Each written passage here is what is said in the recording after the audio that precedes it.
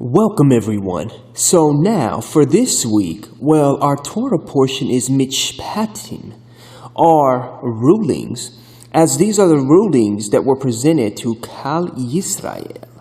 Now Yahweh gave rules for mankind and all of his people and children to be treated fairly, such as if you had a slave, an avad, you are to have them work for you for 6 years. Now remember, that 6 represents man in rebellion, and after that, those 6 years of servitude, on the 7th year, which stands for complete, you are to give the avad their freedom without owning them anything. So fair for both parties, basically. They are to leave as they came to you. Now, if they acquired a spouse on their own while being a slave to you, they are to leave with that spouse. But if the master gave the slave a wife and she bore children, now the wife and the children must remain with the master as they are his. But it sounds sad though, right? But get this. As if the male slave would never see his wife or children again is what we are led to believe. But if we continue on, it says if the slave declares that he loves his wife and children and master and doesn't want to go free, well then the master could bring him before Yahweh, and there at the doorpost or door his master is to pierce his ear with an awl, and the man will be his slave for high life. Now, it's referenced that the reason that it says to his ear is because the ear is the thing in which was what received and heard the original commandments and the law of the covenants. So this is why it also says referring to his ear. And then this would be his slave for high life. Now, as for the female slaves, well, if a man sells his daughter, she is not to go free like the male slaves. And if a master married a female slave and no longer wants her, well, he is required to let her be redeemed, nor can he sell her to a foreigner. Likewise, if someone committed a premeditated death or killing, he must be put to death. Now, if it was an accident, well, Yahweh would have a set-apart place for them to be fleeing to. Now, if a child attacks his parents, he must then be put to death, as they do not honor their mother and father. Also, if they curse their parents likewise. Because see, if they would attack and curse their parents, then they would easily attack and curse Yahweh if given a chance. Now, if 2 people fight and one hits the other with a stone or with his fist, and the injured party doesn't die but is confined to his bed, then if he recovers enough to be able to walk around outside, even if it's with a cane, the attacker will be free of liability, except to compensate him for his loss of time and take responsibility for his care until his recovery is complete, to place him and put him back as the way he was.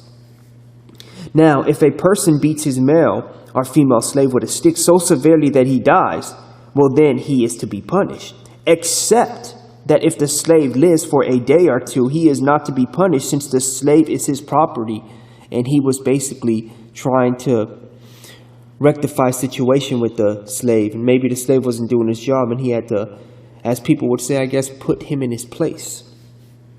Now, if people are fighting with each other and happen to hurt a pregnant woman so badly that her unborn child dies, then, if no other harm follows, he must be fined. He must pay the amount set by the woman's husband and confirmed by judges. So you see, it's fair at this point. But if any harm follows, then you are to give life for life, eye for eye, tooth for tooth, hand for hand, foot for foot, burn for burn. wound for wound and bruise for bruise. But as many kept it with the rabbis of old and such, they would see it as fair treatment. Like, it wouldn't just be, we're going to go kill you to kill you. It would be fair, because understand that if people were just killing to kill everybody at that time, somebody would go kill somebody for killing somebody on their end or their tribe, as for what they would see as being fair. But then in return, somebody else would go retaliate from this tribe and kill somebody else from this tribe, so it would have been an ongoing thing. So that's why these judges and the rabbis of days of old thought that when it's put this way, that it was supposed to be fair treatment. Because remember, Yahweh gave word to write the Torah and give the laws and everything. But at the end of the day as well, man were the ones who pinned it down. So over time, you see when they wrote stuff could have got misconstrued as the ages passed through. Now, if a person hits his male or female slave's eye and destroys it, well, he must let him go free in compensation for his eye. If he knocks out his male or female slave's tooth, well, he must let him go free in compensation for his tooth. Likewise, for under the law of thou shalt not steal, well, whoever kidnaps is to be put to death. Why? Because you just stole somebody with a thought to place them in slavery against their will, which also falls under the law or rules Yahweh gives us for commerce as well, such as if someone removes the cover from a cistern or digs one and fails to cover it, and an ox or donkey falls in, well, the owner of that cistern must make good for the loss by compensating the animal's owner, but the dead animal will be his. Now, if one person's ox hurts another so that it dies, well, they are to sell the live living ox and divide the revenue from the sale. And they are also to divide the dead animal. Fair treatment. But if it is known that the ox was in the habit of goring in the past, well then, if the owner did not confine it, he must pay ox for ox, but the dead animal will be his property. And if someone steals an ox or a sheep and slaughters or sells it, he is to pay 5 oxen for an ox and 4 sheep for a sheep. Thus, too, we also didn't know what this person sold this item for. So, fair treatment at this point. Now, likewise, as for the laws for theft, well, if a thief caught in the act of breaking in is beaten to death, it is not murder, unless it happens after sunrise, because at this point you can actually see the thief, in which case it would be murder. Now, a thief must take restitution, so if he has nothing at this point, he himself is to be sold to make good for the loss from the theft. If what he stole is found alive in his possession, well then at this point he is to pay double, no matter whether it is an ox, a donkey, or a sheep. And if a person causes a field or vineyard to be grazed over, or lets his animal loose to graze in someone else's field, he is also to make restitution for the best and from his best produce coming from his own field or in vineyard. And if a fire is started and spreads to thorns, so that stacked grain, standing grain, or a field is destroyed, well, the person who lit it must make restitution for it. And if a person entrusts a neighbor with good or money, and they are stolen from the trustee's house, then if the thief is found, he must pay double. But if the thief is not found, then the trustee must state before Yahweh that he did not take the person's goods himself. And in every case or dispute over ownership, whether of an ox, a donkey, sheep, clothing, or any missing property, where one person says that this is mine, both parties are then to come before Yahweh. And the one whom Yahweh condemns must pay the other 1 double. Now, as for how Yahweh condemned them, well, it was said that it was by the use of the word to Yahweh and likewise via the human and Thummim. Now, for the preservation or protection of the virgins, if a man then seduces a virgin who is not engaged to be married and sleeps with her, he must then pay the bride price for her to be his wife. But if her father refuses to give her to him, he must then pay a sum equivalent to the bride price for virgins. And you are not to permit a sorceress to live. And whoever had sexual relations with an animal and has thus far today is likewise. But at that time, they must have been put to death. And anyone who sacrifices to any god other than Adonai is to be completely destroyed. Now get this, any god could be whatever you're idolizing, whatever you're worshiping. Whether it be putting all your time into social media, into football, sports, just anything that's taking your time away from Yahweh. That's what it's all considered as well. And also, you must neither wrong nor oppress a foreigner living among you, for you yourselves were foreigners in the land of Egypt, and you also need to treat others as you would like to be treated. This goes for all of us here today. Just because we know and found Yahweh and Yeshua, we are not to look down on others around us who have not found Yeshua yet, for they may find them tomorrow or next week. For we too were once like them, and we would not have liked others to have looked down on us prior. This is a great ongoing law and lesson for us. Also, if someone is poor and needs to borrow money from you, etc., you are not to charge them interest, but lend with a loving heart, as Yahweh was the one who gave you the abundance to lend out. And that's also what Yeshua told us. And you are to be a set-apart people and not eat unclean flesh torn by wild animals, but instead feed it to the dogs. Or in those days, also could have sold it to the Gentiles or gave it to the Gentiles. Now, as for turning away from being set apart and going with the masses or taking the wide road, well, Yahweh tells us, you are not to repeat false rumors. Do not join hands with the wicked by offering perjured testimony. Do not follow the crowd when it does what is wrong, and don't allow the popular view to sway you into offering testimony for any cause if the effect will be to pervert justice. On the other hand, don't favor a person's lawsuit simply because he is poor. Be fair and just. And also, likewise, if your enemy seeks help from you, you are to always help him, such as if you see his donkey lying down helpless, you are not to pass it, but help him. Now, as importantly as ever, Yahweh tells us for 6 days you are to work, but on the seventh day you are to rest, along with your cargo animals and workers, as we are to truly remember and observe the Shabbat weekly, as it also is beneficial along all other things, well, to our health. As you can ask any physician this, and I ask you now, who is the ultimate physician? Yes, Yahweh. Now, as we move a bit along in this Torah portion, Yahweh then gave word to Yisrael that he was sending a messenger or angel ahead of them to guard them on their way to a place that Yahweh had prepared for them.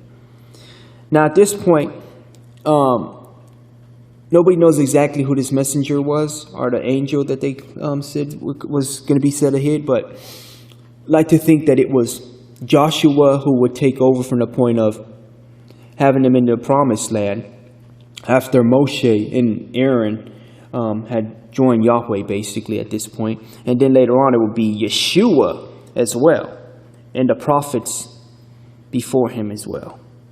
Now, it said too, as we continue on, that his children must listen and observe all that his servant or messenger, this angel, sent word of by Yahweh. For if one rebels, Yahweh's angel would not forgive their wrongdoings, since this angel was Yahweh's name, or had Yahweh's name reside with them, or in them, such as with prophets. Now, if you do pay attention and honor Yahweh's ways, well, Yahweh would in turn become an enemy to your enemies. But now, as Yahweh would have you travel through evil or pagan places, well, at this point you are to be built up in righteousness and not pick up those evil ways of the places that you pass through, are their practices. You are to always remember that Yahweh is Echad, one, the one and only. And please remember that Yahweh would never place you somewhere in which he knows that you cannot prevail and overcome it. Now in chapter 24, Adonai called up to Moshe and told him with Aaron and Nadav and Avihu and to all of the leaders of Israel. And only at this point was Moshe alone to approach Adonai, but the others were not to go up with him to approach Yahweh. Thus Moshe informed Klal Yisrael of all that Adonai requested. Now understand that after Moshe wrote down all the words of Adonai, he arose early and built an altar at the base of the mountain and set upright 12 large stones to represent the 12 tribes of Israel. Well, Moshe afterwards sent the young men of the people of Israel to offer burnt offerings of ox to Adonai. Well, after they separated half of the blood into basins and the rest of the blood, well, Moshe splashed against the altar the half. And after that, Moshe took the book of the covenant and read it out loud. And all the people heard it and agreed to observe all that was requested by Yahweh. Well, next, Moshe took blood and sprinkled it on the people and said, "This is the blood of the covenant, which Adonai has made with you from all of these words." Well, guess what? The blood of Yeshua was the blood of the covenant for the ultimate sacrifice to Yahweh, as Yeshua is our high priest. So you see, Yahweh said he's the same yesterday, today, and tomorrow forever. And we can see right here that the covenant was always with us and will continue to be with us as we are his. Now, such as in our half-Torah, well, as with Moshe and the children of Israel, accepting and making a covenant to honor and keep all of Yahweh's laws and commandments, well, now here too did Jehoiada, the priest, make a covenant between Adonai and the king and the people that they should be Adonai's people. Now in doing so, they did as Yahweh requested of his people. Then, and to destroy all idols, and thus they removed and tore down the pagan house of Baal, along with its images and its altars, which is something that is a big, great lesson for us today too. We need to tear down all the evil things around us and in us. If there's things to get rid of in our life that are taking us away from Yahweh, do that. Get rid of it. Tear it down. Destroy it. And only leave room for Yahweh. Remember this. And now, as we come into our gospel messianic portion, well, you must understand that Amunah, faith in Yeshua, is such a loving way of honoring Yeshua and Yahweh. Thus, when Yeshua had heard of the amount of faith that the centurion had for Yeshua, believing that by Yeshua just saying, didn't even need to see it, but him just saying his servant would be healed, at this point, it would all be done. And without Yeshua even having to come to see the sick servant. True faith. Now, we should strive each and every hour to trust with our whole well-being in and to Yeshua. And it will be then that we will truly feel his presence within and also around us. as we would never doubt his wonders, sacrifice, and presence. Such as with the woman who was a sinner and who had so much faith in Yeshua that upon hearing where he was, she seeked him out and washed his feet with her tears and would not stop kissing him and anointed his feet with ointment. Now get this. She seeked him out, as we should always do today, because remember, Yeshua says he's waiting. He's knocking on your heart. If you open up to him, he will come in and sup with you. So Yeshua's always there looking for us. But are we accepting and opening up and looking for him? You see, this woman who was a sinner at this point, she knew that Yeshua could and would forgive her of her sins. And thus, she refused what others would think or say about her and found her way to Yeshua. Because if we ever want Yeshua to accept and to be with him, nothing could ever stop us. We would always succeed.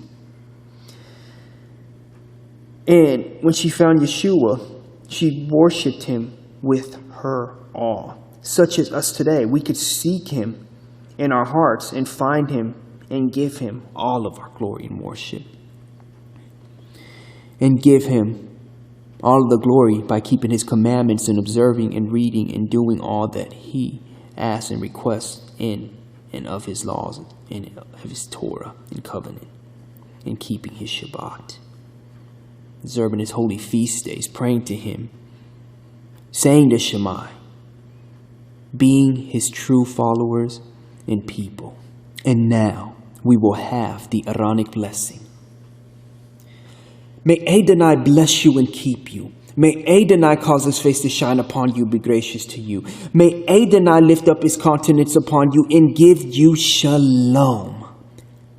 This has been a weekly Messianic Torah portion from Following Yeshua Ministries. For more information or for guidance, please visit www.followyeshuanow.com.